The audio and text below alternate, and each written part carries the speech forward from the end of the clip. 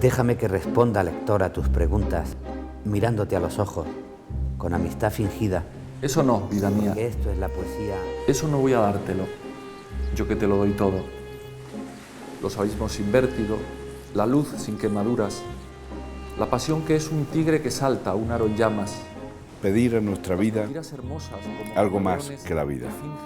Le pediría a tus ojos, a esos ojos clavados en mi cuello como una victoria, algo más que la luz del sol, el don de la hermosura. Volver a las palabras, creer en ellas, poco, solo un poco, lo bastante como para salir a flote y coger aire y así poder aguantar luego en el fondo. Nunca se ha leído más poesía que ahora. Podríamos, pues, afirmar que corren buenos tiempos para la lírica. Sin embargo, la poesía contemporánea también ha sido llamada a afrontar una nueva etapa en la que ha de relacionarse con las nuevas tecnologías, los ritmos frenéticos, la inmediatez, el mercado, los nuevos discursos literarios. Una serie de condicionantes que a menudo chocan con la propia esencia de este género que habita en el mundo de las emociones y los sentimientos. Con motivo de un curso de verano organizado por la UNIA en su campus tecnológico de Málaga, abordamos estas cuestiones de la mano de Francisco Morales, uno de sus directores, y de la voz de una selección de poetas que nos desvelan su forma de concebir la poesía y su manera de enfrentarse al poema.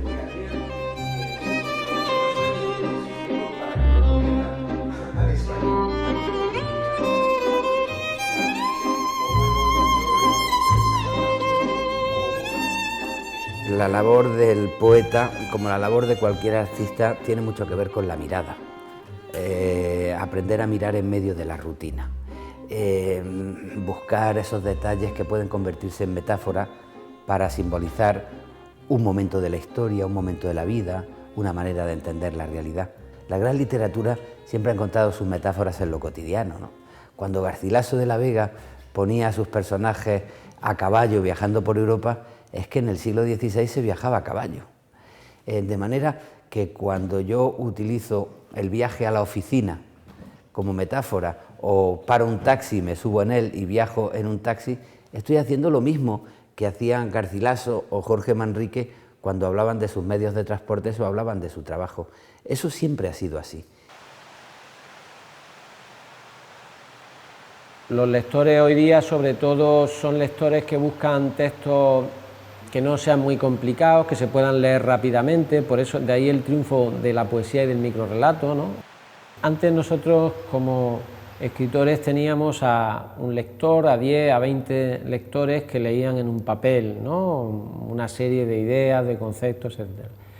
Hoy día eso ha cambiado radicalmente, en el sentido de que, claro, de que esos lectores existen multiplicados por miles a través de la red, pero a la vez ellos pueden participar también como escritores en la elaboración de obras. De hecho, hay muchas webs que lo que tratan es de crear lo que se llama el escritor colectivo.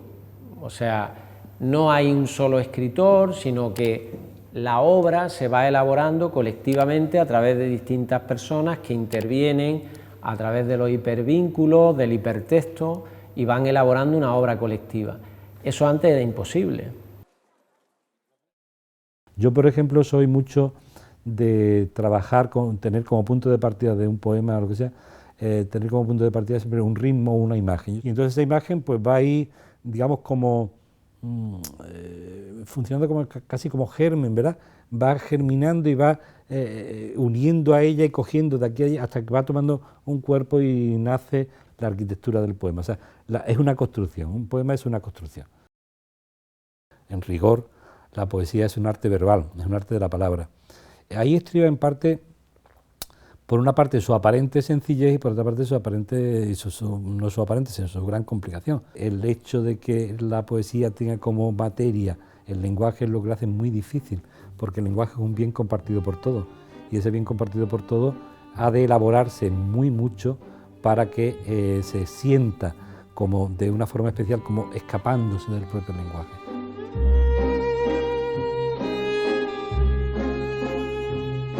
Permanece. Permanecer. La carne, herida, hay cicatriz. Y la mente, herida. ¿Herida? No, no hay herida. Si la hubiese, habría sangre. Hay cicatriz. Tampoco. Si hubiese cicatriz, sería evidente.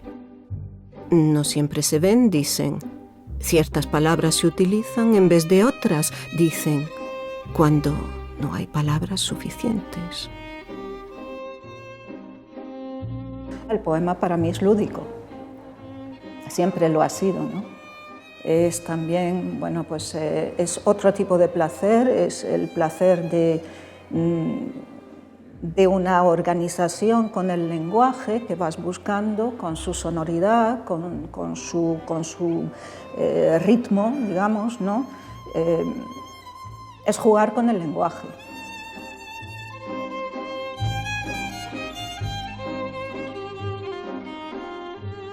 Los libros que duran, que se nos quedan en la cabeza y en el corazón, son los que nos dan descripciones o palabras o ideas que necesitamos para explicarnos a nosotros mismos. El escritor de verdad es aquel que pasa muchas horas tachando. Las tachaduras son una parte muy importante de los libros.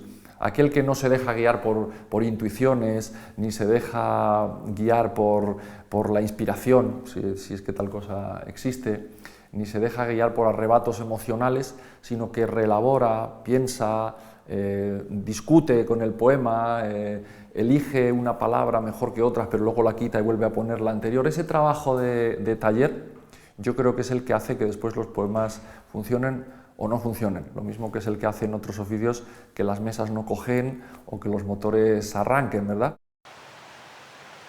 El proceso de creación siempre es un proceso lento. Tú en un momento determinado hoy te sientes con necesidad de que tienes que expresar un sentimiento, una idea, y a lo mejor estás elaborando un poema durante 3 o 4 horas y eso lo dejas ahí, al cabo del tiempo vuelves sobre él y ves si realmente la sensación que tú quieres expresar a ti te la transmite antes, porque si a ti no te la transmite, ¿cómo se la va a transmitir a otra persona? Pero el poema se tiene que dejar reposar, no puedes coger el poema y decir ¡hala!, a la red, ¿no? Con todas las consecuencias, no. Y eso es un error hoy día que sí se genera por el efecto ese de inmediatez de la red. Pero por otro también está la posibilidad de acceder a múltiples lectores, a millones de lectores. No hay que esperar no sé cuántos años a que el editor publique la obra, si le parece bien, a que salga en papel, a que tú corrijas pruebas, etcétera, etcétera, etcétera. Un poema tú lo puedes escribir mientras vas en el autobús, mientras estás esperando entrar al dentista o al médico.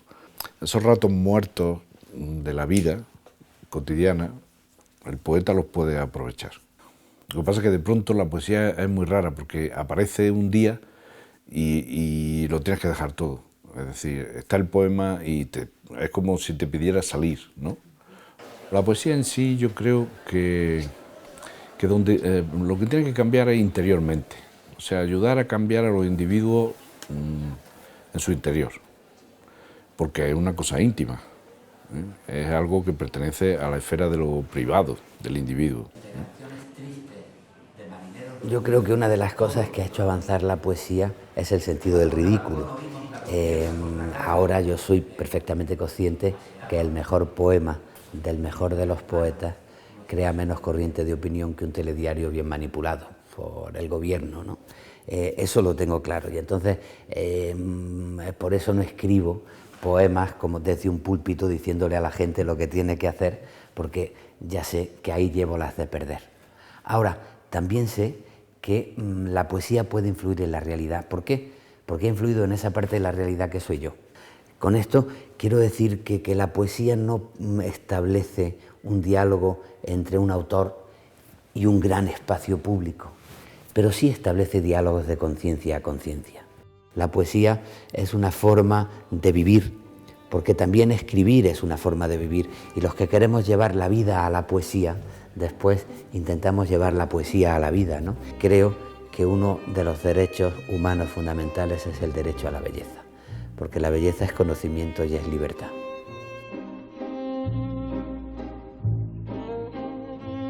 Escala en Barajas.